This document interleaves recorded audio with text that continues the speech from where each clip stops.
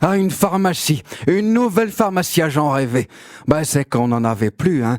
Celle de Madame Richard avait fermé, elle avait pris sa retraite. Et puis pendant plusieurs mois, on est resté sans pharmacie, quoi, hein. On passait, et puis toujours rideau fermé, et alors désolation, hein. Ah, c'est vrai que c'était dur. Et je l'aimais bien en plus, Madame Richard. Surtout depuis qu'elle m'avait montré sa collection de piluliers. Ah, je me souviens.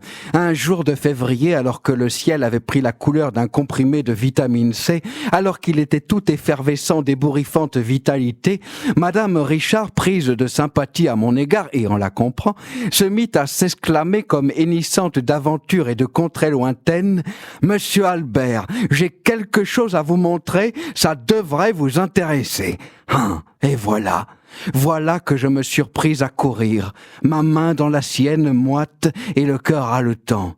Soudain, l'officine devenait immense. Des galeries, encore des galeries, et puis des escaliers à monter, à dévaler, et puis de larges salles, et puis des terrasses, et puis des champs à perte de vue, des vaches paissant, tranquilles, un clocher dodelinant, et tout à coup, la mer, son insolence éclaboussante, la mer qui en un fracas de houle me catapultait en Amérique. Et puis, pris fin, je suétant, enfin, la folle escapade. Nous étions arrivés dans la salle sacrée où brillaient de mille feux les piluliers.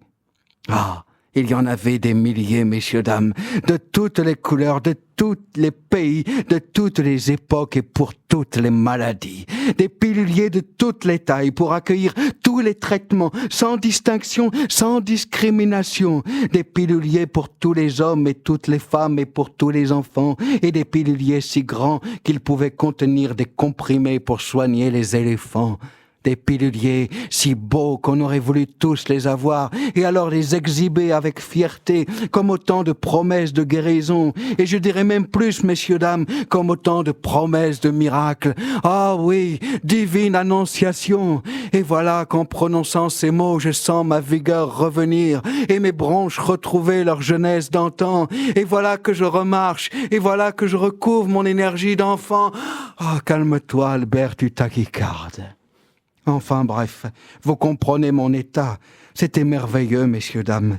Au rayon découverte, le tombeau de Toutankhamon, c'est la gnognotte. Si vous saviez comme j'étais ébloui, ensorcelé, tous ces piluliers, à la fois si semblables et si différents, ces jours de la semaine avec leurs petites cases comme un calendrier de l'Avent. Hélas, il a fallu lever l'ancre et quitter l'antre.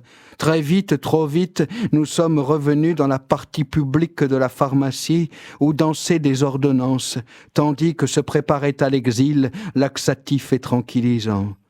Si vous saviez comme je regrettais de ne pas être vraiment malade. J'essaie pourtant, mais rien à faire, je vais bien.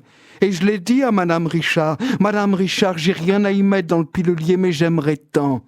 Alors, comme si elle me confiait un secret, elle me dit en murmurant discrètement: « Monsieur Albert, rien ne vous interdit d'y mettre autre chose.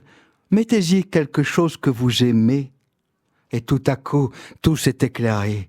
J'ai dit: « Oh oui, vous avez raison. » Elle a souri, elle est partie, et en revenant, dans ses mains trônait un magnifique pilulier bleu-azur de 1976, dessiné par Gianni Firenzi et fabriqué à Milan par le laboratoire Pilola. Et voilà. Depuis maintenant 5 ans, chaque dimanche soir, je place soigneusement mes pâtes de fruits de la semaine dans mon beau pilulier et je suis le plus heureux des Alberts. C'est une belle histoire tout de même, eh oui, et une belle rencontre aussi. Bon, je suis désolé, mais justement, c'est l'heure de ma pilule, enfin de ma pâte de fruits. Pour la nouvelle pharmacie, je vous dirai, j'y suis pas encore allé. Allez, je vous embrasse, c'était Albert.